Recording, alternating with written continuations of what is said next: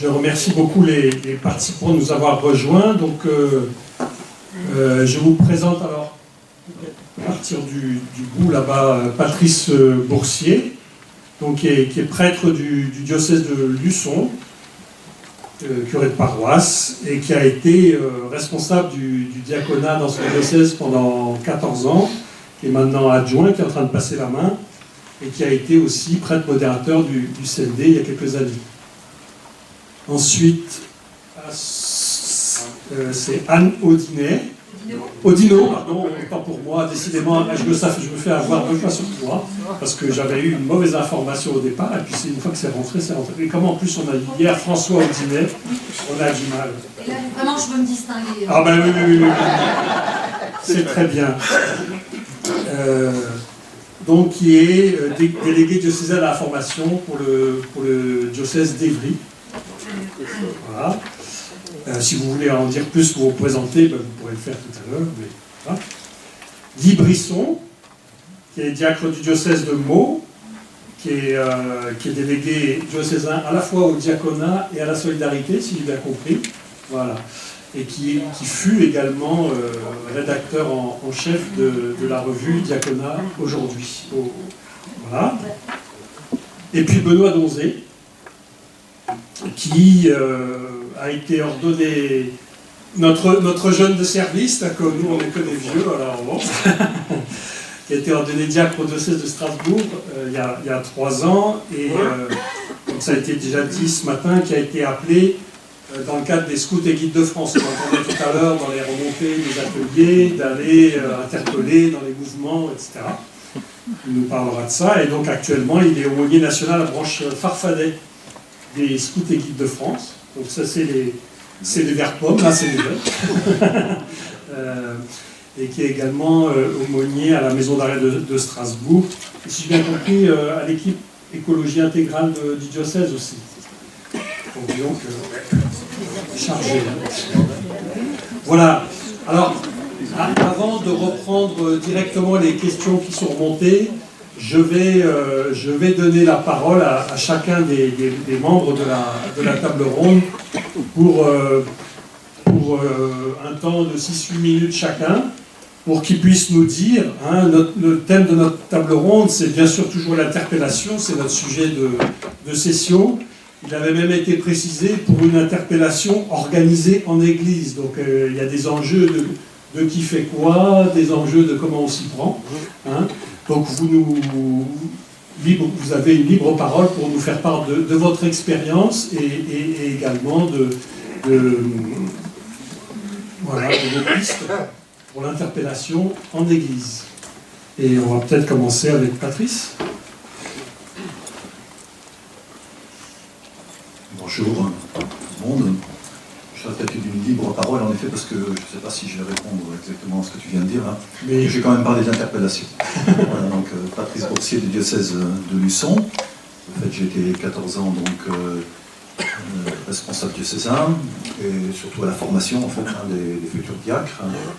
Je faisais le compte en fait hier soir. Donc depuis 14 ans donc on en a ordonné 21. Il y en a 57 actuellement. Diacre. J'ai fait même le calcul de la moyenne d'âge d'ordination, donc c'est 46 ans. Donc c'est vrai qu'on a interpellé assez jeune. Voilà.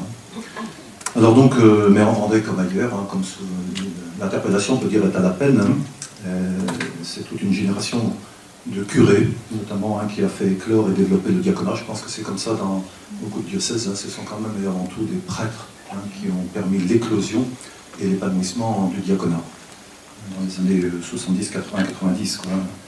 Et donc cette génération a vieilli, s'est retirée, elle n'a pas forcément été remplacée.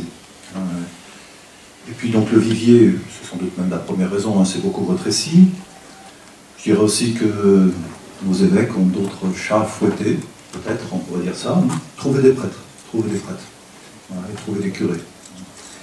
Et puis les jeunes générations de catholiques, il y en a quand même pas mal qui sont plutôt focalisées sur la pratique sacramentelle, l'Eucharistie et la réconciliation, et dans ce contexte, finalement, on se pose encore plus la question, à quoi servent les diacres Donc le diaconat est à la peine, puis en plus, parmi les prêtres, les jeunes prêtres, ce que je n'avais jamais vu, il y en a qui sont carrément hostile au diaconat. Donc ça arrive, ça c'est vraiment nouveau, c'est encore marginal, mais enfin quand même. Alors sur le son, on a essayé de sensibiliser les diacres dans le sens suivant. Hein. N'attendez pas justement que votre curé dise, hein, il faut qu'on prenne du temps pour interpeller des hommes au diaconat. Ayez l'initiative, hein. Allez le trouver, votre curé, en lui disant, on veut bien, accompagné par vous notamment, hein, prendre l'affaire en main. Voilà, donc il y a eu quelques belles expériences dans ce sens-là, qui n'ont pas toujours porté du fruit en termes de candidats, mais qui ont été quand même, on peut dire, rondement menées, hein, c'est-à-dire menées jusqu'au bout. Je ne vais pas être très long, donc je vais terminer. Je vais terminer justement, puisqu'il est question d'interpellation, je vais terminer en interpellant un peu nos évêques, justement. Voilà. C'est-à-dire que moi je crois que le diaconat n'est pas encore vraiment installé dans l'esprit des fidèles, parce qu'il n'est pas encore vraiment installé dans l'esprit de nos évêques. Alors je leur propose quelque chose, même s'ils sont pris par beaucoup de choses, il y a des petites choses, des petits actes, des petits gestes à poser, qui seraient, il me semble, déterminants, signifiants. Par exemple, il faudrait, hein, comme j'ai été aussi responsable diocésain, j'en ai rencontré beaucoup d'autres, hein, pas seulement par le CND, hein, on est tous d'accord quand même pour dire que tout le monde est d'accord pour dire qu'on a besoin de prêtres, mais on entend très peu, voire pas du tout, hein, on a besoin de diacres. Et donc il faudrait que nos évêques se mouillent et le disent, et alors qu'ils le disent peut-être particulièrement devant des communautés qui ne sont pas très convaincues. On a besoin de diacres. Voilà, il faut le dire. Il faut le dire autant qu'on a besoin de prêtres. Hein.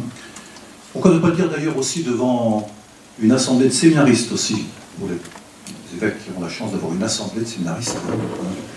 Mais oui, pourquoi ne pas le dire aussi, hein, on a besoin de diacres, hein, et même finalement leur dire, écoutez, il y a des séminaristes. Hein. Alors j'étais 13 ans aussi à la formation, donc formateur au séminaire de Nantes aussi.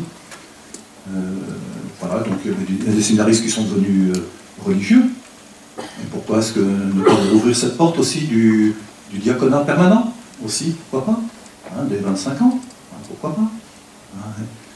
Et donc il faudrait que, moi je crois que nos évêques pourraient aussi le dire assez explicitement.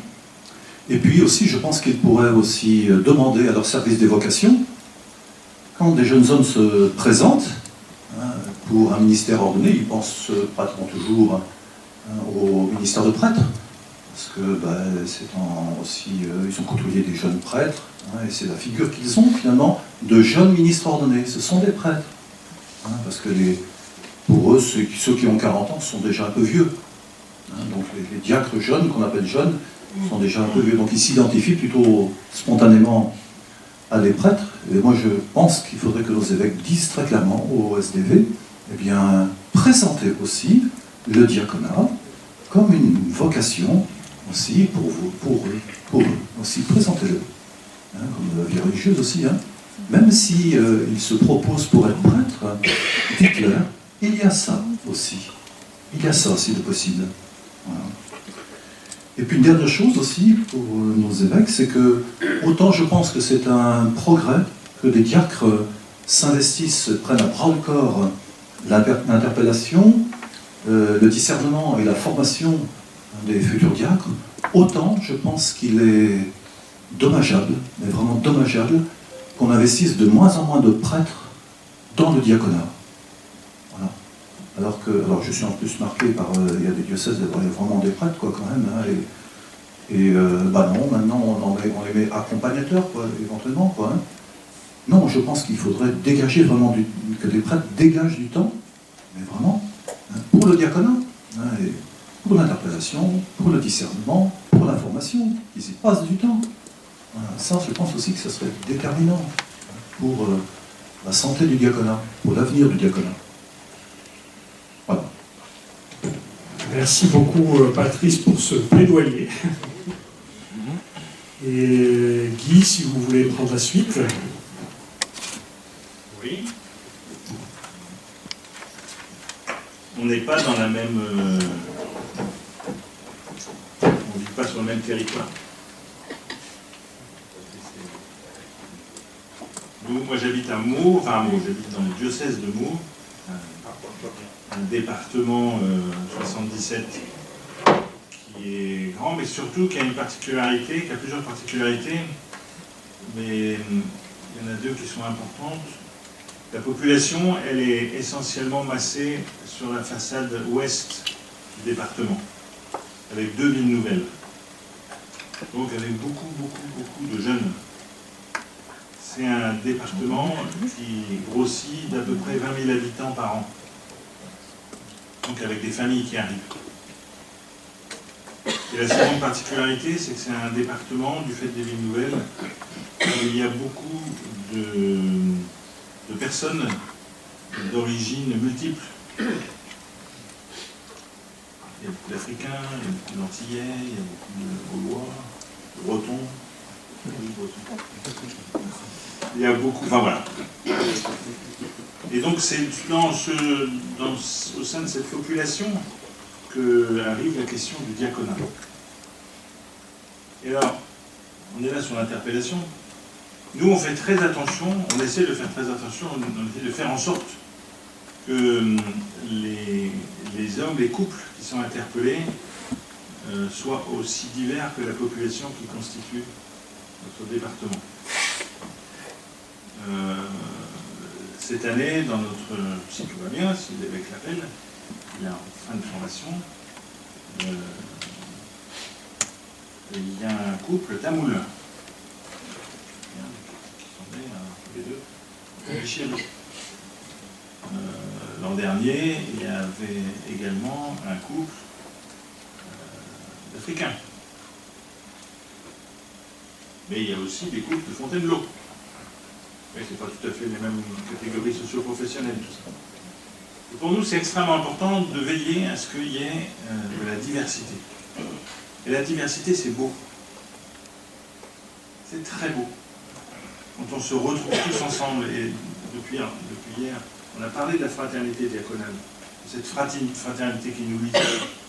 Et quand on voit d'où on vient les uns et les autres, nos histoires, nos parcours, nos cultures, et qu'on soit capable de vivre ensemble et de célébrer la fraternité entre nous, et c'est beau. Et c'est peut-être aussi ce qui se vit dans nos communautés. Donc ça, c'est la première chose que je voulais dire, peut-être. La seconde chose, je pense qu'on n'a pas assez dit depuis hier. Nous, on a une équipe, donc le diaconat, le délégué, mais on a une équipe, d'hommes et de femmes, s'occuper de ça, et accompagner les personnes qui sont interpellées, les accompagner, jusqu'à l'ordination éventuelle, si l'évêque le décide ainsi, etc. Et je pense qu'on n'a pas assez insisté depuis hier sur la nécessité de prier pour ces couples. On va les interpeller, on va mettre un peu le bazar dans leur vie. Je ne sais pas si c'est comme ça que vous l'avez vous-même vécu, quand vous avez été interpellé. Enfin, moi, avec mon épouse, on a été très perturbés quand on a été interpellé. Alors, c'est vrai que j'ai pardonné en 1999, à l'époque j'avais 41 ans, et donc vous faites un peu le compte à rebours, j'étais interpellé, j'avais 37-38 ans. Et pour mon épouse, un diacre, c'était un veuf, retraité. Donc le choc a été un peu rude. Donc ça nous a marqués tous les deux. Et je sais, quand on va interpeller, parce que c'est nous qui interpellons, c'est le service du diaconat, les membres du service du diaconat qui vont interpeller les couples chez eux. Et on est bien conscient qu'on vient parfois mettre le bazar. Donc il nous semble très important que collectivement dans notre équipe, on prie, on les confie au Seigneur. On prie pour eux. On va prier avec eux, dans les rassemblements qu'on organise, mais qu'on pense à prier pour eux, à les confier au Seigneur. Pour qu'ils lâchent prise. En fait, on a un critère qu'on ne dit pas, et qu'on regarde. Moi j'ai dit regardez, j'ai mis regarder. Et pour moi, ce qui me semble extrêmement important, c'est peut-être parce que c'est ce que j'ai vécu, c'est de repérer à quel moment le couple va lâcher prise. À quel moment il va dire « je ne comprends pas ». Je ne comprends pas pourquoi je suis interpellé. Je ne comprends pas le chemin qui m'est proposé. Je ne sais pas où ça va me mener, mais je dis oui. Ce que j'appelle le lâcher-prise. Je pense que tant que ce lâcher-prise ne se fait pas dans un couple, ou chez un homme, si ça se fait, le discernement a du mal à se faire. Et donc notre tâche à nous, dans l'équipe du diaconat, si on sait exactement c'est d'accompagner. C'est cool, c'est les hommes, c'est ça. Il y avait une question sur les points d'attention. Il y avait une question. Oui, les points d'attention sur les personnes, oui. Nous, on fait très attention aux épouses. On fait très attention aux épouses. C'est pas que nous d'ailleurs, c'est peut-être même l'Île-de-France, parce que la formation interdiocésaine qui est mise en place, depuis plusieurs années, on organise une fois par an, un moment qui s'appelle Parole de femmes, et qui, une soirée, regroupe toutes les épouses qui sont là, ensemble, sans hommes, et pour leur donner la possibilité d'échanger, de partager ce qu'elles vivent dans le chemin qu'elles ont choisi de prendre avec leur mari. Et donc on est très attentif aux épouses, parce que nos épouses à nous, les femmes qui sont dans le service, savent combien parfois le chemin est difficile. Le gars, il est un peu porté au nu, et l'épouse, elle est un peu oubliée. Parfois, pas toujours, mais parfois. Donc il faut faire attention à ça. En tout cas, nous, on y fait attention. Voilà.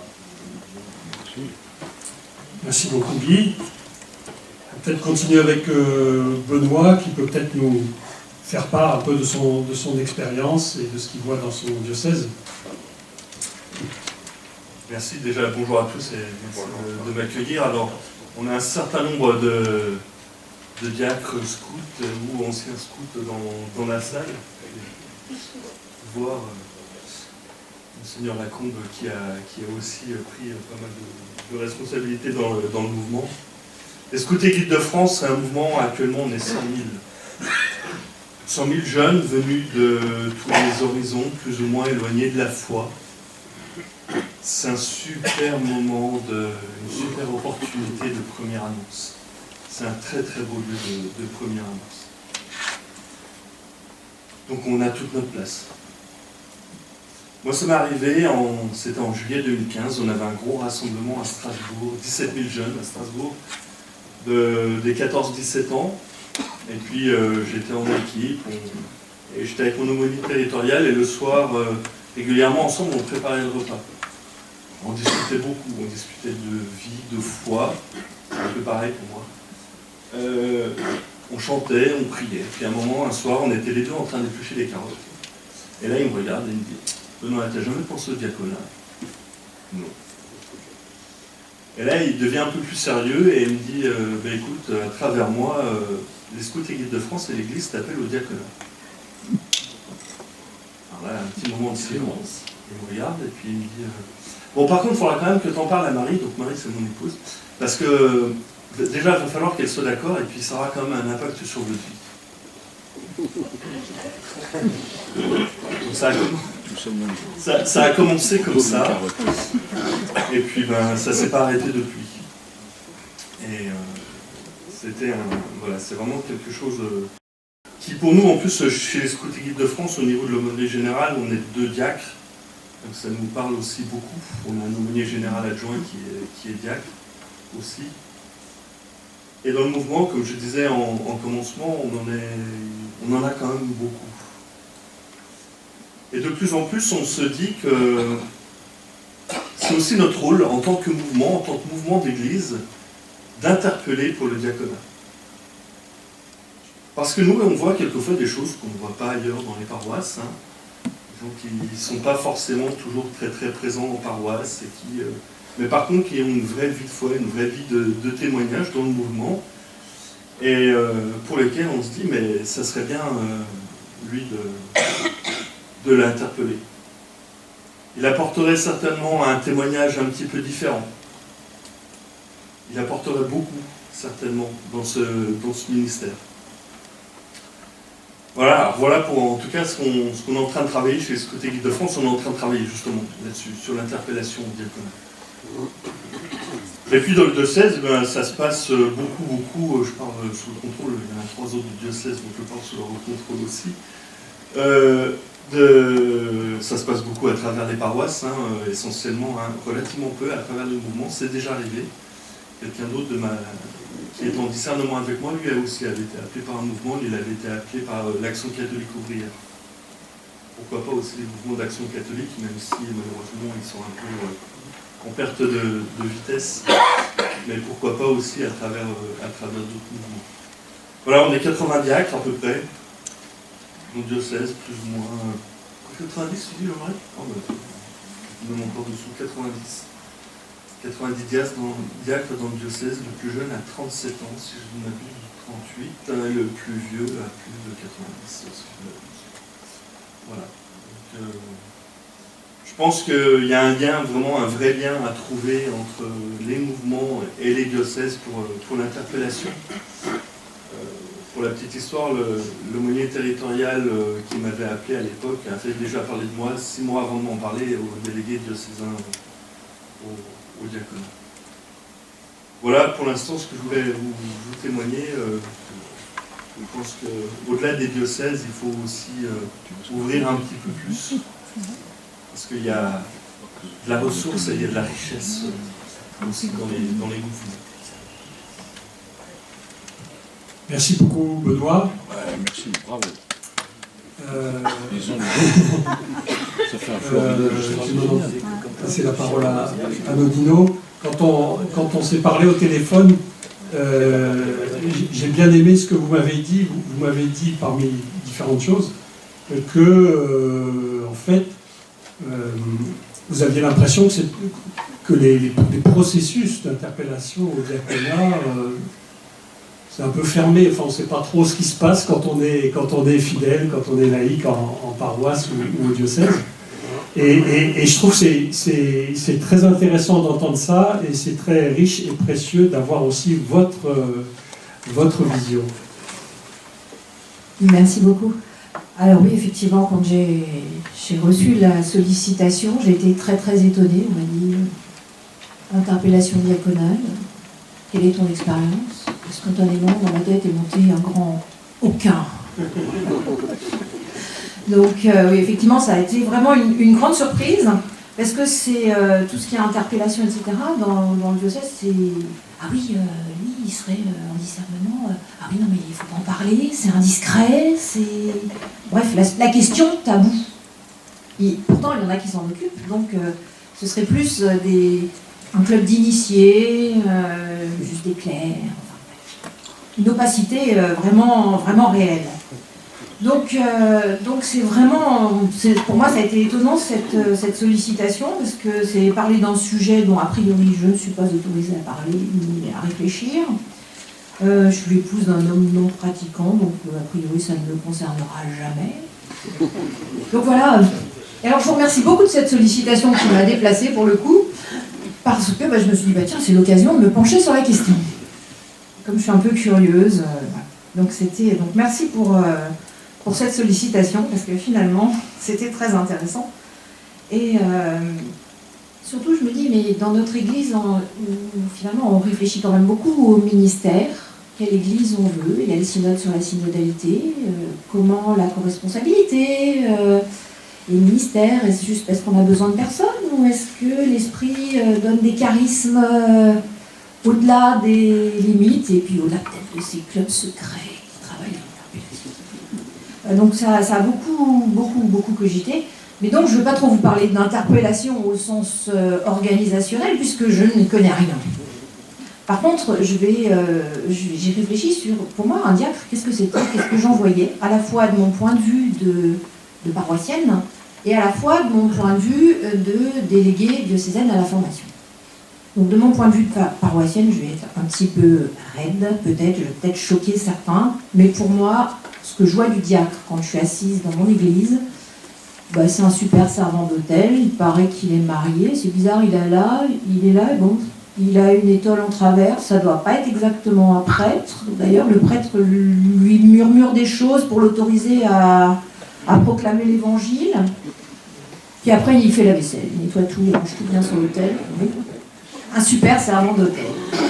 Mais ça doit quand même être important parce qu'il sort, il accueille aussi les fidèles quand ils sortent. Enfin bon, il paraît même qu'ils peuvent marier, baptiser. Bon, ça j'ai jamais vu. Ça doit être quand les prêtres ne sont pas là. Donc en fait, une figure du diacre, du point de vue de la nef, ça prête à sourire, mais n'empêche que c'est ce que voient la plupart des fidèles. Moi, j'ai jamais entendu un diacre prêcher. Hein. Voilà. Donc, vous voyez bien qu'on a, enfin, du point de vue des bancs de la nef, on a une vision du diacre qui est quand même bien particulière. Voilà, c'est dans l'ombre du prêtre, profondément. Et ça rejoint ce que... Voilà, donc ça c'est un de mes points de vue. Et mon autre point de vue, c'est dans les formations, donc dans ma mission diocésaine, là je suis non seulement appelée à travailler avec des prêtres, mais à proposer des formations aussi aux diacres. Et là par contre j'ai pu voir une autre figure du diacre. C'est là où j'ai discerné l'engagement auprès des plus pauvres. La dimension du diacre qui est signe du Christ serviteur. C'est là où je l'ai distingué, c'est pas dans la liturgie. Donc clairement. Et si je peux relire la liturgie, la figure du diacre dans la liturgie, c'est parce que j'ai eu finalement cette opportunité de partager avec les diacres dans la mission, notamment dans la mission diocésaine. Et il y a une vraie proximité. Une proximité de travail avec les laïcs qu'on ne retrouve pas avec les prêtres. Hein. Souvent, se former avec des prêtres, c'est pas une évidence dans un diocèse. Former laïcs et prêtres ensemble. Et ça passe beaucoup mieux avec les diacres. Il y a très peu de pulsions hiérarchiques cléricales avec les diacres. Et cette vraie proximité, bon, mon ordinateur s'est éteint, donc je vais vous raconter ce que j'ai en tête. Vous m'arrêtez quand c'est l'heure. Hein. Et en fait, la vraie...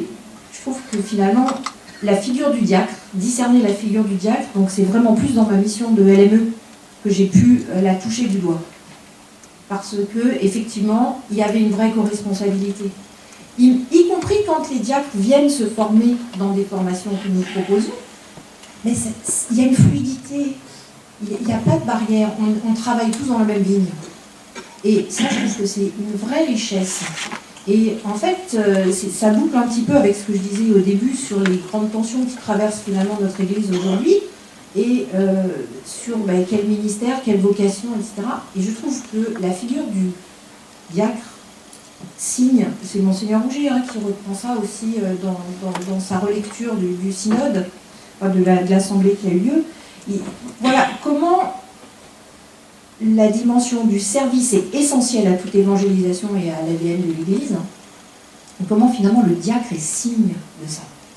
Et je trouve que ça c'est vraiment super important, et c'est quelque chose qui serait à valoriser, parce que ça stimule aussi ça stimule et ça autorise tout fidèle baptisé, parce qu'il y a une proximité. Le diacre, c'est un monsieur, tout le monde. Et le monsieur tout le monde, il sert l'Église. Il sert l'Église, il fait le lien avec la liturgie, avec le monde, avec la vie professionnelle, éloigné de l'Église. Il nous fait sortir de nos sacristies.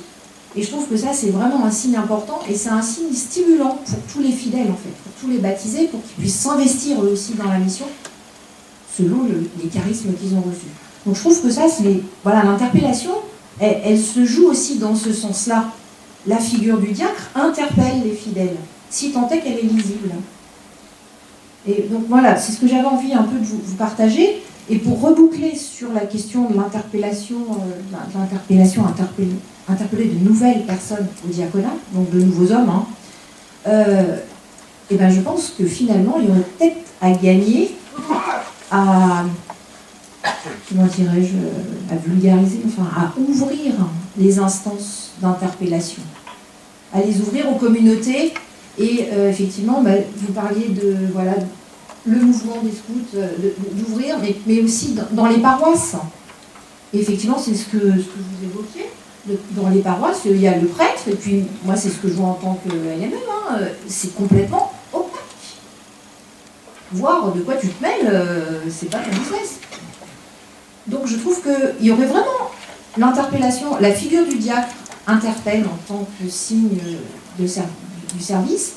Et elle est stimulante pour l'évangélisation, pour un peuple de Dieu tout entier engagé dans l'évangélisation et le service. Et je trouve que finalement, l'interpellation devrait aussi fonctionner de façon plus démocratique, c'est un vilain mot, dans l'Église on ne dit pas ça, mais de tout le peuple de Dieu, qui pourrait plus participer à l'interpellation. Et de ce fait, comprendre mieux la question du service et la sacramentalité qui est manifestée dans la personne du diacre ordonné.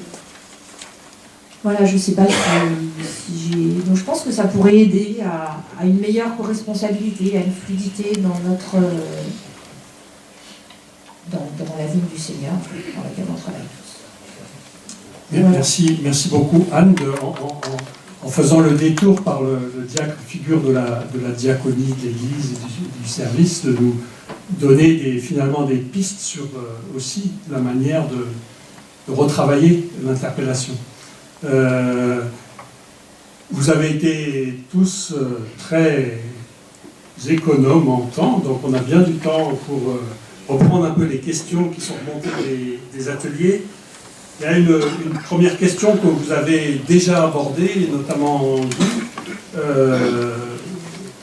autour de la diversité, qui est formulée de deux façons différentes, mais ça se rejoint. Une formulation qui dit comment interpeller en dehors du cadre diocésain, interpeller avec les mouvements et services. Ça rejoint aussi ce que nous témoignait Benoît. Et puis, la dernière, qui est un peu dans le même genre, mais avec une autre entrée, comment dans le processus d'interpellation prendre en compte tous les courants, spiritualité, etc. dans l'Église. On vit dans une Église qui est diverse. Comment, dans les processus d'interpellation, finalement, honorer cette diversité et aller chercher cette diversité. Qui veut intervenir? Je pense qu'on en a un peu parlé tous depuis hier. Enfin, les échanges auxquels j'ai participé. Les dispositifs d'interpellation aujourd'hui, c'est pas que les paroisses. Partout, c'est ce que tu as rappelé. C'est vraiment dans les services de l'Église, dans les scouts, mais aussi le secours catholique ou autres. Enfin, c'est vraiment, nous, on interpelle partout, on sollicite partout.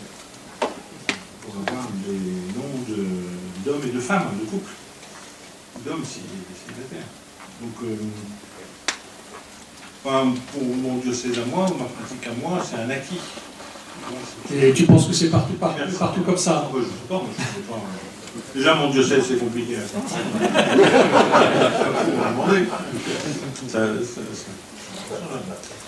Donc, mais il y a une autre diversité. Hein, je pense que... Donc on fait ça. Bon. Mais à l'arrivée, certaines années, parce que nous on interpelle en continu tous les ans, on a une promotion si je puis dire. Donc on interpelle tout le temps, et ça c'est notre évêque qui nous demande, l'évêque qui est là depuis 12 ans, le Père Agnès. Quand je suis arrivé, moi je suis arrivé en 2018, il m'a dit qu'il ne faut pas interpeller tous les 2 ans, comme vous l'avez fait l'équipe précédente, il faut interpeller tous les ans. Garde à vous, on interpelle tout le temps. Ça on regroupe. Chaque année, donc des gens qu'on a eu les noms et qu'on a finalement interpellés, qu'on répond du bout. Mais si on laisse faire aussi les choses, on a un risque, c'est d'avoir des gens qui sortent des sacristies. C'est-à-dire des gens qui sont repérés parce qu'ils sont dans la liturgie. Là, il y en a plein. Dont des jeunes qui savent bien faire chanter, qui sont... vous connaissez tout ça. Donc c'est très bien, il en faut. Mais il ne faut pas qu'il y ait que ça. Là, on a une année, je crois qu'ils sont en 2e année de formation. Ils sont 4 hommes, 4 couples. C'est des clones. C'est des clones. Ils sont tous pareils, les 4. Bien mis, bien sur eux, bien polis. Tous sortis de sacristie. Non, mais ça ne me gêne pas qu'il y ait une année comme ça. Mais il ne faudrait pas que ça se perdure. Vous voyez, il faut de la diversité. Il ne faut pas avoir que des gens... Donc la manière dont on s'y prend pour interpeller, pour aller chercher des noms, est quand même importante. Il faut passer par les diacres, c'est ce qu'on a dit, passer par les services, passer par les curés, tous les curés ne sont pas français chez nous. On a des curés africains, des curés polonais, des curés malgaches maintenant. Et puis il n'y a pas que les curés. Il faut passer par tous les canaux. Je crois que tout à l'heure, quand on discutait dans notre groupe, on parlait beaucoup du mot rencontrer. Donc il faut aller rencontrer localement. Enfin, c'est le 95 là, qui nous a présenté son petit outil d'Akit. Donc c'est un mec, un outil qui permet d'animer une rencontre. Donc le principal, c'est de rencontrer. On utilise Yakit ou autre chose. Et d'aller rencontrer les prêtres, d'aller rencontrer les communautés. Je pense que c'est ça qui va nous permettre d'avoir de la diversité. Tu voulais compléter. Oui, je voulais compléter par rapport à ce que tu disais, Guy, et ça rebondit par rapport à ce que disait Anne. Notre ministère, il est quand même assez peu connu. Et souvent, on l'exerce de manière un peu cachée. Lorsqu'on est je suis aussi aumônier en maison d'arrêt, si je ne parle pas de ce que je fais à la maison d'arrêt et de la manière dont j'exerce mon ministère en maison d'arrêt, on ne sait pas qu'il y a des diacres dans une maison d'arrêt. Si on ne voit des diacres qu'à l'ambon ou à l'hôtel, eh bien forcément, on va penser que ce sont des super servants d'hôtel et pas autre chose. Alors que le ministère diaconal, pour moi, il est ailleurs. Il est là, mais il est essentiellement ailleurs. Et pour ça, pour pouvoir avoir cette diversité-là, c'est pour ça que je parle au nom des mouvements, enfin du mien en tout cas, et je trouve ça intéressant parce que on voit le diacre qui agit ailleurs. Et on sait, en sachant ce que fait le diacre ailleurs, quelle est vraiment l'essence même de son ministère. Si on comprend ce que recouvre l'essence même de ce ministère, on pourra appeler dans une vraie diversité. Merci Benoît. Patrice. En fait, c'est une bonne chose, effectivement, que des mouvements, des services se préoccupent de l'interpellation d'éventuels futurs diacres. Mais je crois quand même qu'il faut vraiment aussi s'inquiéter de comment ces personnes aussi évoluent dans le cadre paroissial. Il n'est pas un cadre d'élection. Les mouvements et les services sont quand même plutôt des groupes d'élection. C'est très bien qu'il en existe, puisqu'on ne peut pas nécessairement tout trouver en paroisse en tant que chrétien. Mais vraiment, il faut aussi les voir évoluer dans un milieu pluriel. Et comment est-ce qu'ils s'y comportent pour qu'ils soient des hommes de tous. Parce qu'il faut que les ministres ordonnés soient quand même des hommes de tous. Il y a une autre question qui était remontée des ateliers, qui était comment articuler ministère ordonné, ministère institué au moment de l'interpellation. Alors les ministères institués, c'est un peu une... Enfin, c'est pas une nouveauté, puisque ça date de Vatican II, mais il y a une réactivation, on va dire, de ces ministères ces temps-ci. Qu'est-ce que vous voulez nous dire à ce propos? C'est peut-être de la prospective, mais... Anne. Ben moi j'étais justement dans les recherches, là je suis allée sur le site du diocèse pour regarder ce qui se racontait au sujet des diacres. Et j'ai vu ordination, enfin pas ordination, j'ai vu institution en vue du diaconat, des lecteurs et d'acolytes. Et je me suis dit, mais punaise, c'est pas vrai. Encore, on hiérarchise comme ça tous les ministères les uns vers les autres, et finalement, en les hiérarchisant comme ça, parce que c'est en vue du diaconat, et puis après ça va être, finalement, le diaconat, c'est le diaconat permanent, parce qu'on ne peut pas faire en vue du prêtre, parce que du presbytérat, parce que de toute façon, ils sont mariés. Donc, et je me dis, voilà, cette hiérarchisation, ça m'a mise un peu en colère. Mais j'en ai discuté après avec une amie ecclésiologue qui me disait, mais non, mais en fait, de toute façon, pour l'instant, effectivement, on continue à n'instituer que acolytes et lecteurs que en vue du diaconat, puis après du presbytérat, etc. Mais par contre, je pense que peut-être que ce serait bon de sortir de ça petit à petit, parce que soit il y a des charismes différents, soit juste il y a des personnes qui finalement collectionnent les différentes ordinations, enfin c'est pas des ordinations, là c'est des institutions, mais qui collectionnent les ministères, et bien finalement tous vers le chemin pour être un évêque, puisque au bout du bout c'est ça.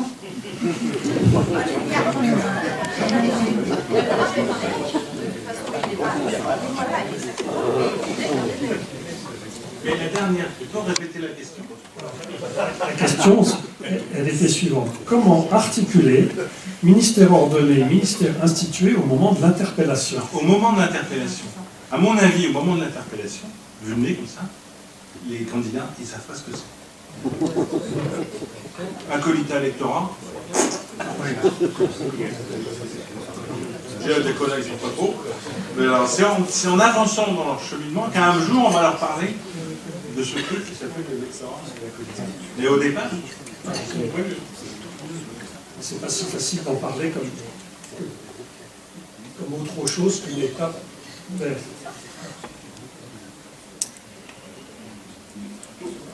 non, mais certains le vivent. Certains vivent déjà l'électorat ou l'acolytat, sans mettre de mots sur ce qu'ils vivent. Ils le vivent déjà. Je pense à ceux qui font des cours bibliques. Ils sont bien lecteurs. Tu vois, ils animent des groupes bibliques. Mais dans le même genre... Ils peuvent être aussi à l'hôtel pour aider les prêtres, ils vont aider porter la communion, etc. Donc ils le vivent déjà, simplement. On n'a jamais mis ce mot-là, lecteur ou acolyte, sur ce qu'ils vivent. Et certains le vivent déjà. C'est-à-dire que la réforme donc, de Paul VI sur l'électorat et l'acolytat, finalement, n'a jamais été aboutie. N'a jamais été abouti parce que, de fait, c'était réservé aux hommes, et c'est aussi à vie. Donc, des choses qui n'étaient pas très simples, et surtout, bon, les curés, finalement, ils ont choisi de ne pas le faire. Pourquoi? Parce qu'on va instituer lecteur un homme, alors qu'il y a tant de femmes qui le font, et que ça veut dire qu'elles seront, par défaut, lectrices. Donc, les curés ne l'ont pas fait. Donc aujourd'hui, on se trouve toujours dans la même situation avant Vatican II, c'est-à-dire que c'est simplement en vue des ministères ordonnés, quoi. Donc maintenant que le pape a ouvert aux femmes, c'est peut-être ça qui va débloquer un petit peu et va permettre effectivement à ce que des hommes et des femmes soient institués. Et après, voilà, on aura des figures d'acolytes et de lecteurs qui ne seront pas des futurs ministres ordonnés. C'est à venir. On peut l'espérer. Mais dans le même sens que ce que tu disais, il y a cette question, parmi les LEM, n'y a-t-il pas des femmes qui ont déjà une mission diaconale?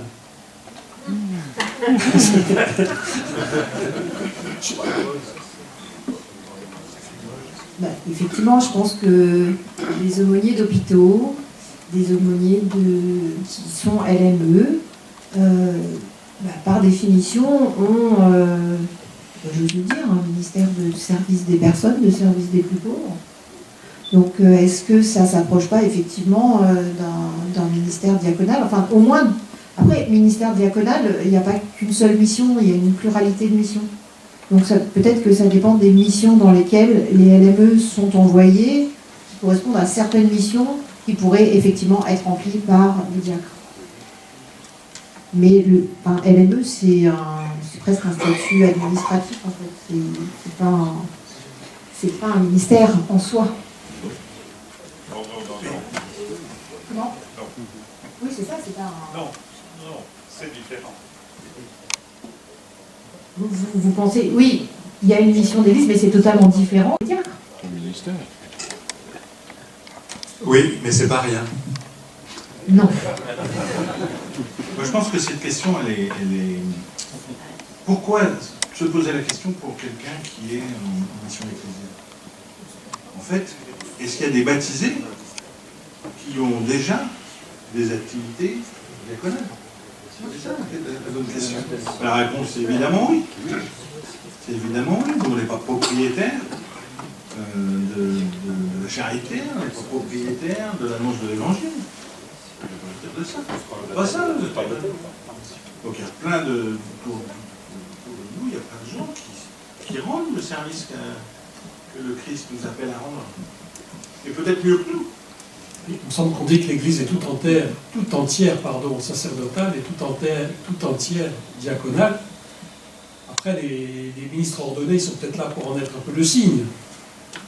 Mais ça ne dispense pas effectivement les fidèles de vivre l'intégralité de cette dimension chrétienne. Et il me semble que par rapport, effectivement, sur le service et sur la vie chrétienne, tous les baptisés sont appelés. Par contre, il y a effectivement la question du signe, Et pour revenir sur la question des LME, il me semble que la grande différence entre un diacre et un LME, ou une LME, en fait, c'est la durée et c'est la permanence dans le temps. Parce qu'un LME est LME pour un temps déterminé par son temps de mission.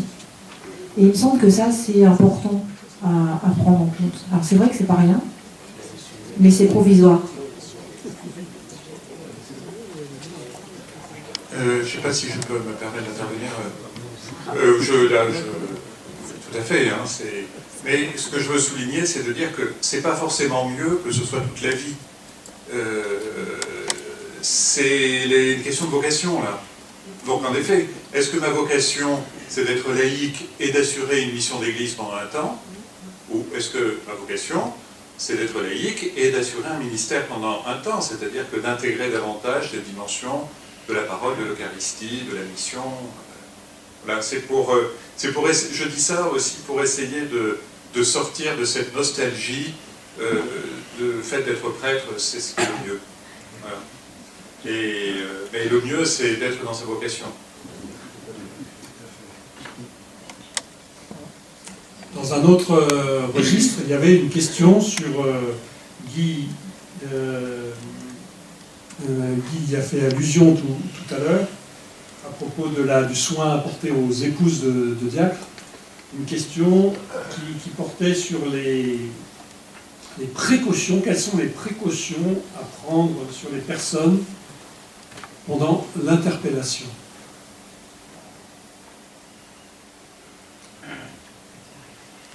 Je dirais une petite chose quand même par rapport à Benoît.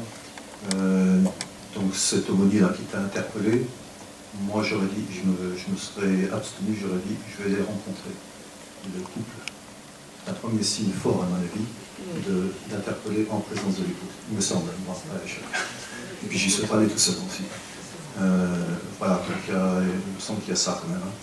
Et puis il y a un moment aussi pendant le discernement, il faut avoir une parole explicite en direction des épouses, hein, qui veut dire que si vous dites non, vous ne mettez pas en travers du bon Dieu. Hein, voilà. Voilà, vous ne faites pas barrage au bon Dieu.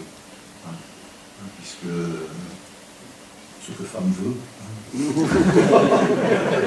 Mais c'est vrai, c'est-à-dire qu'effectivement le discernement de l'épouse est capital. Hein, il ne faut pas aller plus loin si l'épouse, il ne faut surtout pas parce qu'il y a des épouses, enfin, c'est régulier même, elles sont culpabilisées de dire mais si je dis non, c'est que j'empêche mon mari d'accomplir sa vocation. Et ça, il faut absolument assister là-dessus, qu'elle soit déculpabilisée. Si vous sentez que ce n'est pas votre chemin, vous avez le devoir de le dire. Et vous servez le discernement de votre mari et le discernement de l'Église. Ce qui est aussi important, c'est une fois que l'interpellation a été faite, qu'on a commencé le discernement et la formation, c'est aussi d'être à leur écoute et de prendre soin d'elles pendant les formations. Parce qu'il y a des moments où elles se sentent complètement exclues de la formation. En tout cas, c'est comme ça qu'elle a vécu un peu mon épouse.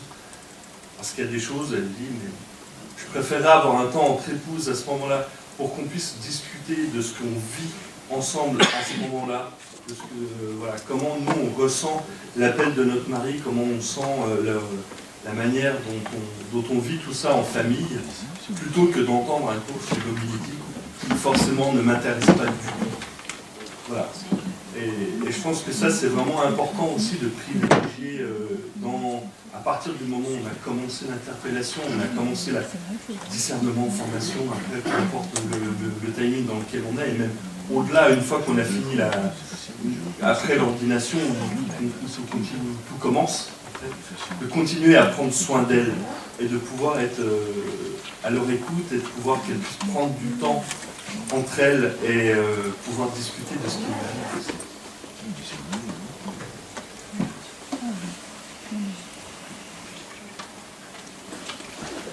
Merci Benoît. Il y a eu, à plusieurs reprises, il y a eu des éléments qui ont été donnés sur la nécessité d'une approche un peu collégiale ou synodale ou fonctionnaient, enfin, je ne sais pas quel mot il faudra employer, dans les processus d'interpellation.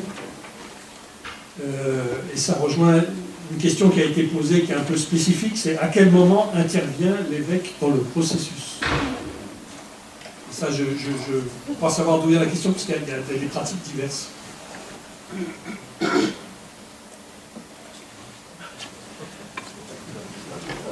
C'est vrai que moi je serais plutôt partisan pour qu'il y ait patience, on pourrait dire, hein, c'est-à-dire qu'on n'envoie pas tout de suite.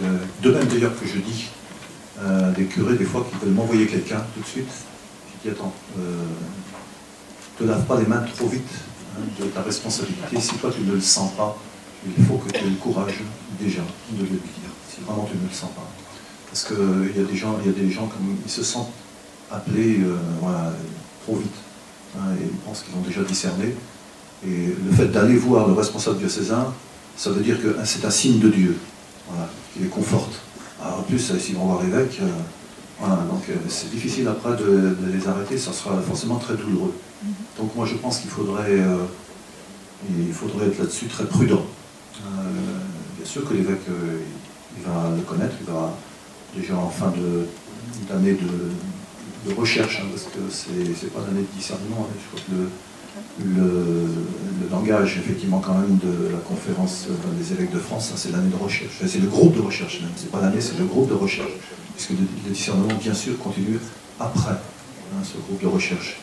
Et bien à la fin donc, du groupe de recherche, l'évêque a tout un dossier quand même, et puis un avis de la commission, enfin en tout cas c'est ce que, donc il apprend à connaître comme ça, quoi.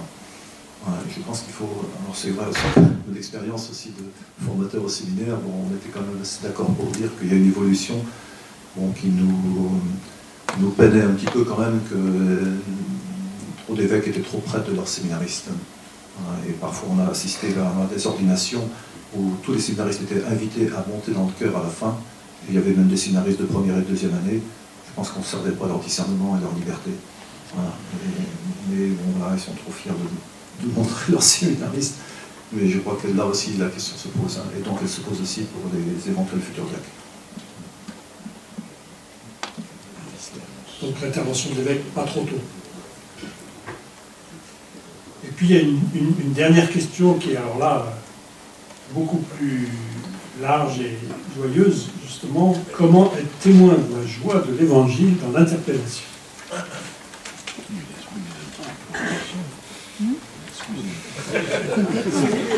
Cachez votre joie. Hein. Je dirais qu'il faut une église sereine. Une église sereine. Et je crois que j'y reviens effectivement que dans l'interprétation en vue du ministère presbytéral, nous ne sommes pas sereins. Nous ne sommes pas sereins. Et alors donc particulièrement ceux qui sont chargés hein, du discernement, on a quand même un peu de pression, hein, parce qu'il faut des prêtres, il faut des prêtres, il faut des prêtres, hein, et parfois on a tendance à baisser un petit peu les critères quand même, hein, et à fermer les yeux sur certaines de choses. Donc on n'est pas très serein. Et je le disais dans le carrefour ce matin, dans l'atelier, le terrain hein, de l'interpellation diaconale est beaucoup plus sain. Beaucoup plus sain. Parce que justement, on n'a pas cette pression, il faut des diacres, même si je dis qu'il faudrait le dire. Mais on n'a pas cette pression-là. Et donc, on peut se permettre d'être prudent, on peut se permettre d'être patient. Et voilà. Donc, je pense que ça contribue, je dirais, ce plus de sérénité, ça contribue, on peut dire, à ce qu'on soit dans une bonne disposition et que on laisse aussi vraiment la liberté aux gens et qu'ils ne se sentent pas embarqués, voilà, qu'ils pensent aussi, ils sont plus sereins parce qu'ils se disent si on a pensé à nous quand même, c'est que voilà, qu'on a déjà discerné, quoi. Donc, être témoin de la joie de l'évangile, sérénité et liberté.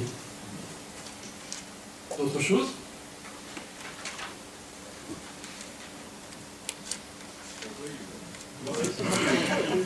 Moi, j'observe que donc ils sont interpellés, ces couples, et donc ils rentrent dans de recherche. Et ils ne se connaissent pas. Nous, on ne les connaît pas. Sauf ceux qui sont allés les interpeller. Mais très vite, il y a une espèce de mayonnaise, j'allais dire, un lien qui se crée et qui est rempli de joie. Et c'est parce qu'il y a ce lien qui se crée que finalement, ils ont la possibilité de continuer à réfléchir à un oui ou à un non. Le risque d'un lien comme ça, c'est qu'ils ne peuvent pas partir, ils ne pourraient pas partir, parce que finalement on s'aime trop les uns les autres, donc on ne peut pas se quitter. C'est un risque. Et donc on fait attention à ce qu'il y ait de la joie, du plaisir à être ensemble, mais que ça renforce la capacité des uns et des autres à discerner et à dire oui ou non au terme de l'année. Je demande à entrer en formation. Et je vais me confier avec Laurence quand on est arrivé au dernier week-end de l'année de recherche, peut-être longtemps maintenant, on ne savait pas si on allait dire oui ou si on allait dire non. Il y avait beaucoup de tension entre nous deux. Et alors les copains qui avaient organisé à l'époque le week-end, ils nous avaient dit dans le programme, vous nous donnerez la réponse le deuxième jour après-midi. Et le premier jour en arrivant, dans l'après-midi, tous nos copains qui étaient interpellés comme nous, qui avaient fini l'année, tous les uns après les autres, ils disaient oui, on y va, on y va, on y va. Et nous, on leur dit, il n'est pas question qu'on réponde maintenant, dans le programme, c'est marqué demain après-midi, donc on ne répond pas. Et c'est pas qu'on ne veut pas répondre, c'est qu'en fait, on ne savait pas quoi répondre. Et le lendemain après-midi, avec Laurence, on a dit oui. On n'a jamais compris comment on avait dit oui. Pourquoi on avait dit oui. Mais je vous assure que quand on est reparti ce soir-là, dans notre petite voiture, pour chez nous, notre sacrement de mariage, il a vécu ses plus beaux moments. On est unis comme jamais. Et je pense que c'était cette source de capacité qui nous a été donnée de dire oui, elle trouve son origine dans cette fraternité qui régnait entre nous, avec l'équipe qui nous accompagnait, et avec tous nos amis qui étaient dans le recherche. Moi je crois beaucoup à ça. On peut s'appuyer les uns sur les autres, même si on ne s'en rend pas compte sur le moment, en relisant ce qu'on a vécu. On se rend compte de l'importance de cette fraternité, de la joie d'un. Merci beaucoup Guy pour ces jolies paroles. J'ai envie de vous demander, avant qu'on termine cette table ronde, juste en une minute, si chacun, vous voulez nous dire, c'est quoi votre souhait finalement pour l'interpellation des diacres dans l'Église de France? Un petit mot de conclusion. Alors, Patrice l'avait fait abondamment au début. Tu veux prendre la parole?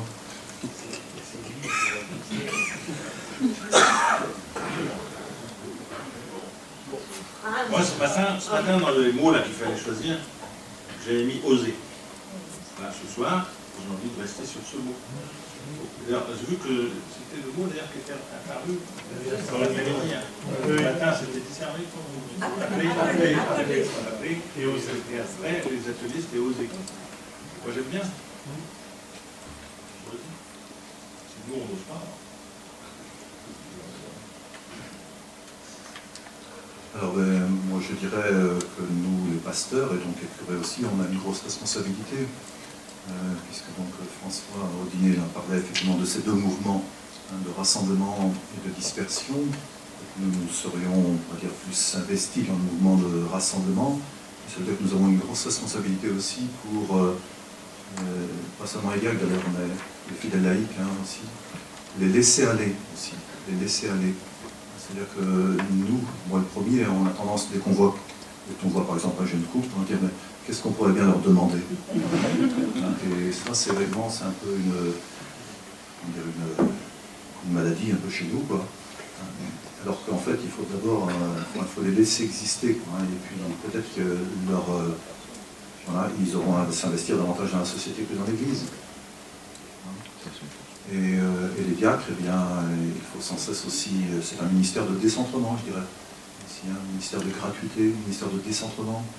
On calcule beaucoup avec les chiffres, les curés, on dit non, combien est-ce que j'aurai dans quelques années, combien est-ce que j'aurai de laïcs pour conduire les sépultures, par exemple.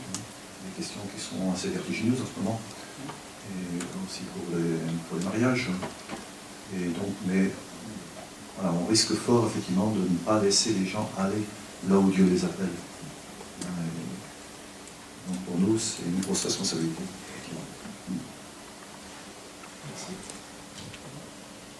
Alors moi, j'avais choisi le même mot que Guy, c'était oser aussi dès le départ.